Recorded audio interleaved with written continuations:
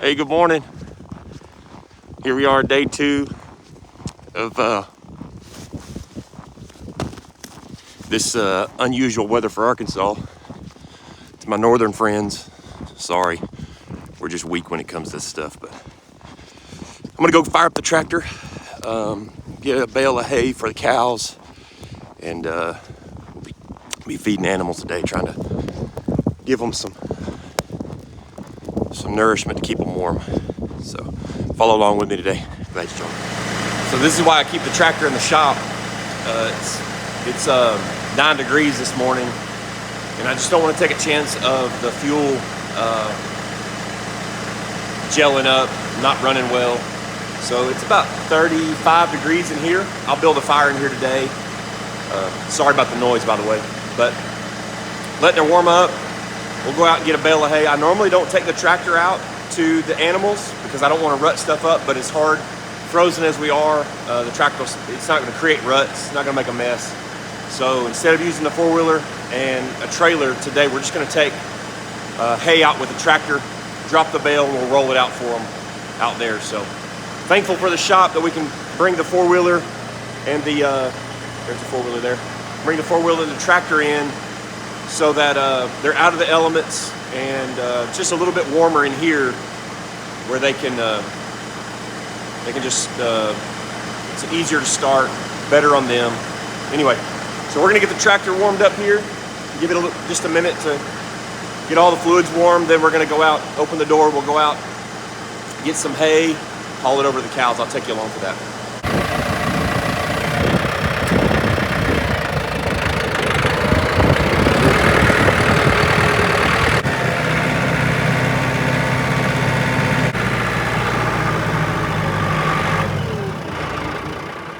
Woo!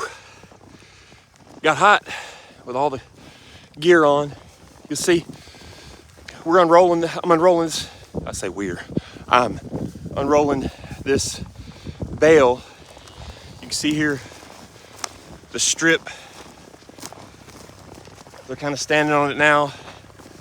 I'm okay with that. I'm gonna get a lot better utilization out of this bale if I roll it out than if I were to just leave the round bale out here. I've done that a lot of times. What happens is, sorry for the wind. What happens is they'll rub on that bale, they'll stand around it, they'll eat on it, and before long they're gonna pile up on it. And once they stand on it, pee on it, poop around that bale, they're not gonna eat it. They're gonna lay on it and just foul it up. So we're gonna get a lot better utilization of this bale with it being rolled out like this. And we get better ground coverage, laying down more carbon. It's better for the soil, and all around it's just a better deal. So that's why I'm just rolling it up by hand. Now, I don't know if you can tell on video, it was a downhill run from there down to here. And now I'm at the bottom of this hill down to the creek. And so I've had to kind of flip it around. Now I'm gonna get a workout. I'm gonna push it uphill and roll it out that way. So I'm gonna get this done.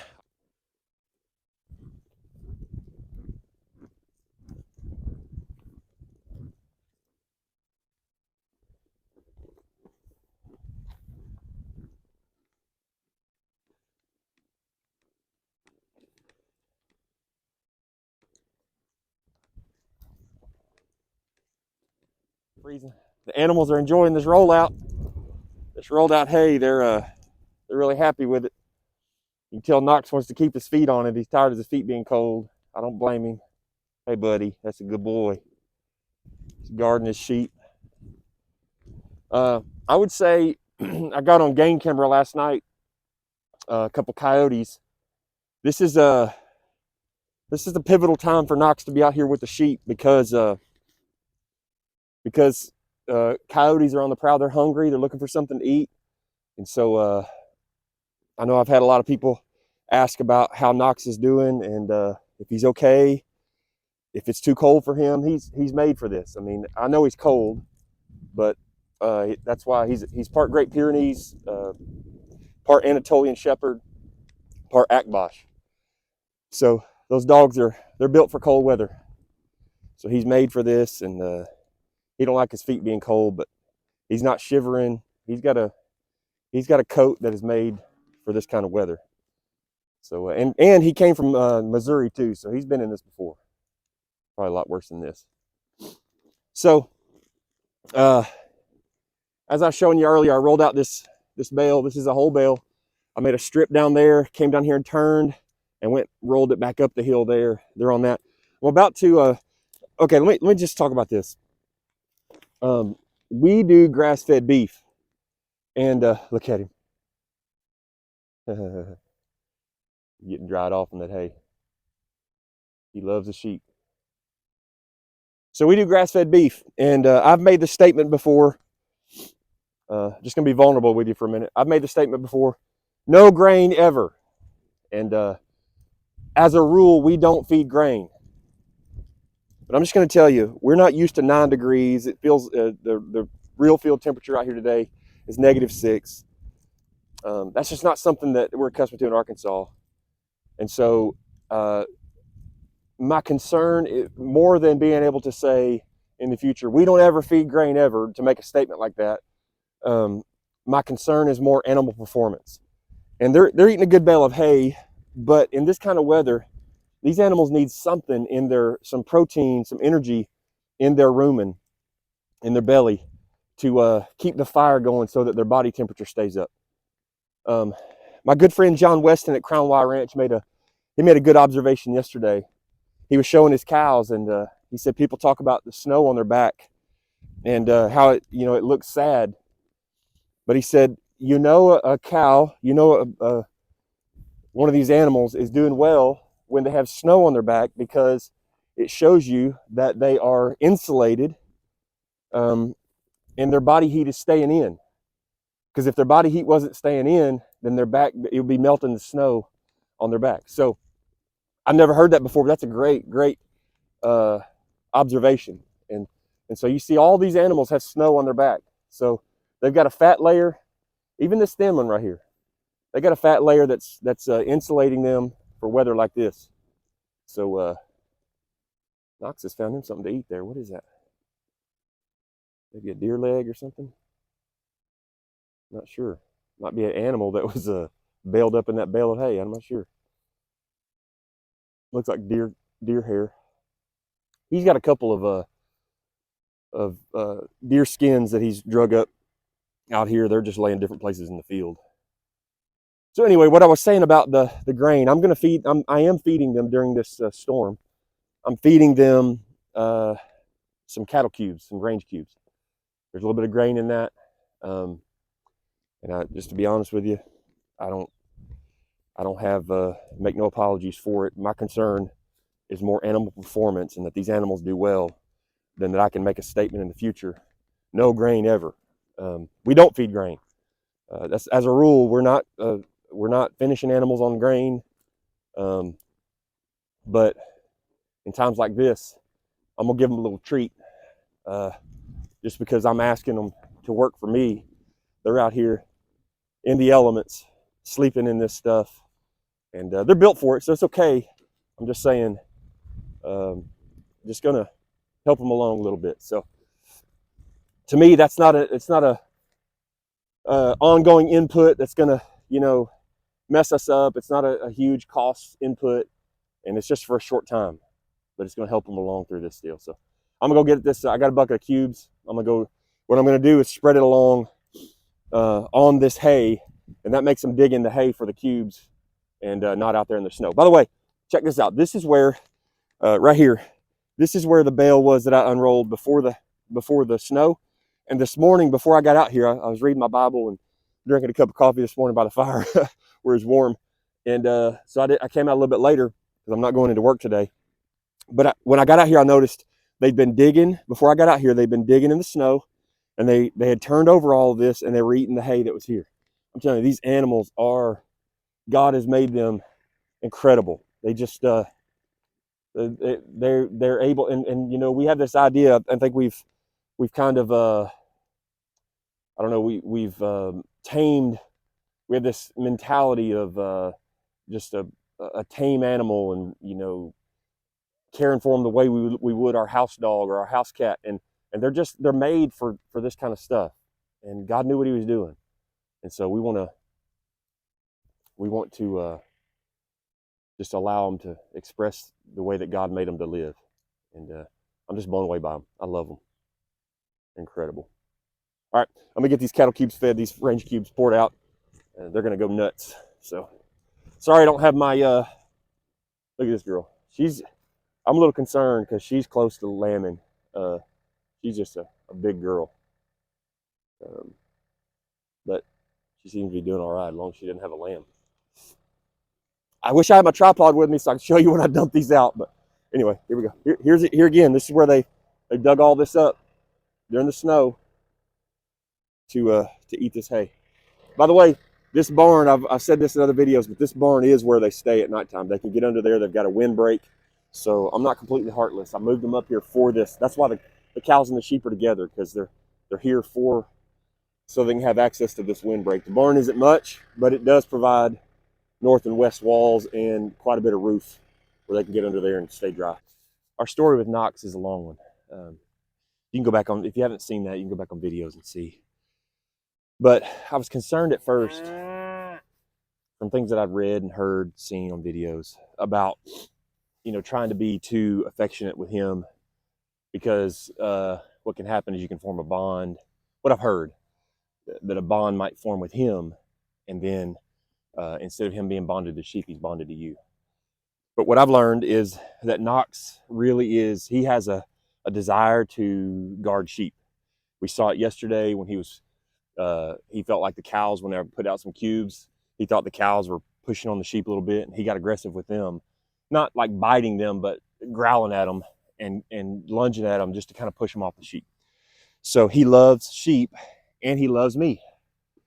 This heifer right here is gonna, hey, I don't need to be on my knees when she comes up here. She don't like him. So anyway, I'm saying all that to say I've learned that he has a need to guard sheep, and so I can love on him. I can be affectionate with him. I pull him close. We spend a lot of time I spend a lot of time showing him affection, and it doesn't affect his bond with the sheep. And when I leave, he doesn't try to leave with me. He stays right out here with them. I think every dog's different. You just kind of have to see. Come here, buddy. Come here, Knox. He's actually eating these cubes, these cattle cubes. Hi, buddy. Hey, look here. Oh, he's a good boy. He's a good boy. Hey, he'll fight at the drop of a hat, but he loves me. Is that right, buddy? He's a good boy. It's funny. He normally looks really, really white, but against the snow, you can see his colors a little different. He's a good one. I'm not going to fork this out today because I think they'll do a good job of consuming this since it's on top of the snow. Little calf there doing his thing, her thing. Everybody seems to be doing good. So, all right, I'll check on them multiple times today. Real quick, let me look at these cows that are looking like they're going to calve. This one right here in front of me, she's all right. She doesn't look like she's too close. There's one next to her there, and there's one of these girls right here. Let's see. Where's she at? This one right. That one right there. She's looking like she's getting pretty close. Yeah. She's not real close though. She is kind of bagging up a little bit. And this cow right, this one right here. This one's getting close too.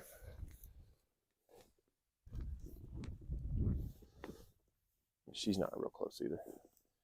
She really doesn't even, her bag doesn't even look like it's really full, so she's not real close. All right, that makes me feel better. All right, y'all. So, kind of what I was talking about this morning, I was a little concerned about some of our ewes and our cows. Some of them look like they were ready to calve and lamb. Well, it happened today. Wouldn't you know, it always happens on a day like today. We got a new calf right back here. We were prepared. We got all this stuff together to take it to the barn and put it by the fire in the shop. But it's actually sucking, and that colostrum's so important. And so we do want to go get it dried off, but just kind of waiting right now until it gets done sucking. I don't want to get too close and disturb it, because right now it's getting the thing that it needs the most. So that's what we're gonna do. I'll keep you updated if we can get it up and get it dried off. We'll show some of that, but right now just waiting on it to finish sucking, which is a really good sign. When I first saw the calf, it's still wet and it was laying down, and I was afraid it wasn't going to get up, but it's been standing for a long time now and sucking that colostrum from mom, and so we want it to keep doing that. All right, guys. So this is kind of an awkward filming position, but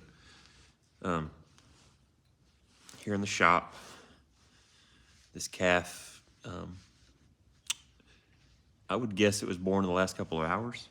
It was still wet when we first saw it. And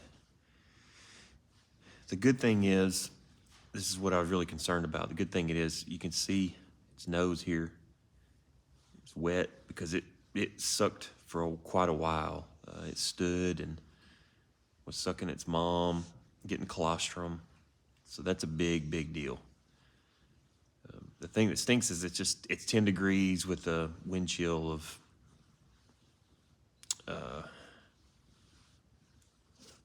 about -8, -6, something like that. So let's get down to 8 degrees tonight. And so it's really important. What you can't see is there's a wood stove right here, right to this side. I've got a good fire going. It's probably about 40 degrees in here, but it feels really good. It's probably a lot warmer than that up close to this fire. So the calf it was shivering really bad. Now it's just lightly shivering every now and then. So its temp's coming up. I've had it wrapped up in these blankets, but I just wanted to get it dried off. So I've just been rubbing all over it, trying to dry it off. I haven't even checked the sex of the calf yet, because I don't want to expose its belly, or actually I've had it wrapped up, its tail's covering its back end, so I can't really tell.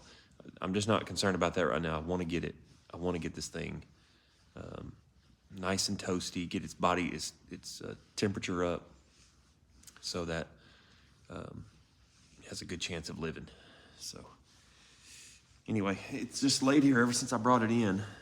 It stood for a long time with its mom. So that's a good thing. Mama's not happy. I caught it just at a moment when I could kind of get some distance between her and the calf. She had it in the hay that I rolled out this morning, and so it was kind of a dry spot, but then she started leading it over into a bunch of snow, and that really concerned me. And so the calf had sucked for a long time, and I saw it fall down in the snow, which was not good, just cold and wet. And so I took that moment, got some distance between Mama and the calf, and I grabbed the calf.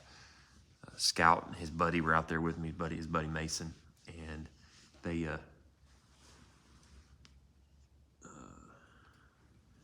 worked with me to jump on the four-wheeler, and I wrapped it up, and we got it in here and got it by the fire. So it's a little bull calf. Had him wrapped up for a while in this blanket because he was just shivering so bad. I don't want to take him back outside until he's good and dry. At the same time, I don't want to keep him inside too long. I think it's a fine balance, because we don't want to keep him away from mom. So he's got to go back out to her. One of the risks of bringing a calf in is you get different smells on them, especially rubbing them down, trying to get them dry.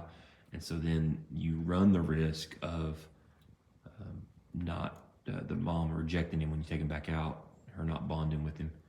But she had him for a long time, so she definitely knew it was her calf. She was taking care of him. She was licking on him. So hopefully when we take him back out, she's going to be happy to have him, and he'll go to sucking again. So, well, I'm going to wrap up this video now. I've been videoing the last 3 days, and I haven't produced any of them. I This cat is doing something to this. I've been videoing, haven't taken time to produce anything or put it out. It's just been so busy trying to get ready for the storm, and then when it hit, trying to keep all the animals up, taking care of the ice, keeping water, all that stuff. So it's been a mess, been a train wreck. But y'all pray for this calf, pray that he'll live, that all will be well, and I appreciate you watching. God bless you guys. Let's get some warmer temperatures and quit all this foolishness in the snow. And we'll catch you on the next one.